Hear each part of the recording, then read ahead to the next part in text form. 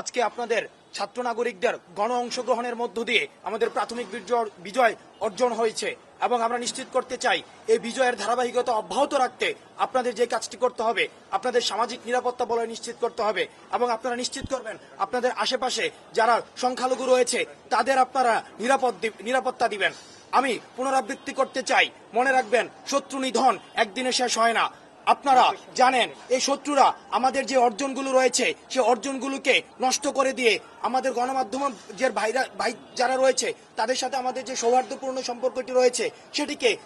তাদেরকে আক্রমণ করার মধ্য দিয়ে সেটিকে বারবার বিতর্কিত করার চেষ্টা করেছে, অ্যাম্বুলেন্সে হামলা করে সেটিকে বিতর্কিত করার চেষ্টা করেছে,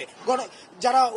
সংখ্যালঘু রয়েছে তাদের উপরে হামলা করে এই আন্দোলনটিকে বিতর্কিত করার চেষ্টা করেছে। সুতরাং আমাদের চূড়ান্ত বিজয় অর্জন না হওয়া পর্যন্ত, একটি সমৃদ্ধ বাংলাদেশ না হওয়া পর্যন্ত আপনারা যারা ছাত্র নাগরিক রয়েছেন তারা আপনারা নিজ নিজ জায়গা থেকে সবার নিরাপত্তা নিশ্চিত করবেন, আপনার পাশের ভাইটি নিরাপত্তা নিশ্চিত করবেন, পাশের বাড়িটি নিরাপত্তা নিশ্চিত করবেন এবং নিশ্চিত করবেন আজকের এই প্রাথমিক বিজয়ের অর্জনের সুযোগ নিয়ে কেউ কোনো দুষ্কৃতিকারীরা যারা এই বাংলাদেশকে এতদিন নরক বানিয়ে রেখেছিল তারা যেন কোনো ধরনের এই আন্দোলনকে প্রশ্নবিদ্ধ না করতে পারে এবং আমরা যে স্বপ্নের বাংলাদেশ দেখছি সেই স্বপ্নের বাংলাদেশে তারা যেন কোনো বাধা না হতে পারে। আমরা চূড়ান্ত বিজয় হবে। আমরা আজকে যেই আমাদের কিছুক্ষণের মধ্যেই আমাদের একটি সরকার কাঠামোর একটি আমরা ফর্মুলা দিব এবং আমরা যে এতদিনের 16 বছরের যে গুম খুন নির্যাতন নিপীড়ন, আমরা যে নির্যাতন এবং নিপীড়নের মধ্য দিয়ে গিয়েছি, আমাদের বাংলাদেশ যেই বৈষম্যের মধ্যে পড়েছিল, যেই দিন বাংলাদেশ বৈষম্য মুক্ত একটি বাংলাদেশ হবে, যেখানে সামাজিক নিরাপত্তা নিশ্চিত হবে, নাগরিক অধিকার নিশ্চিত হবে, যেখানে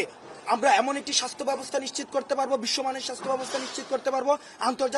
আন্তর্জাতিক মানের একটি শিক্ষা ব্যবস্থা নিশ্চিত করতে পারবো, যেখানে প্রত্যেকটি মানুষের যেই মৌলিক অধিকারগুলো রয়েছে সেগুলো নিশ্চিত করতে পারবো। অর্থাৎ এতদিন পর্যন্ত বাংলাদেশের সাধারণ মানুষ যেই ধরনের নির্যাতন নিপীড়নের শিকার হয়েছে সেগুলো যেদিন আর বাংলাদেশে থাকবে না সেদিন আমাদের চূড়ান্ত বিজয় অর্জন হবে। তার মানে আন্দোলন এখনো চলমান আছে। আমাদের আন্দোলন যতদিন না পর্যন্ত সমতা এবং সামাজিক নিরাপত্তা সবার জন্য নিশ্চিত হচ্ছে ততদিন পর্যন্ত আমাদের আন্দোলন এটি চলছেই।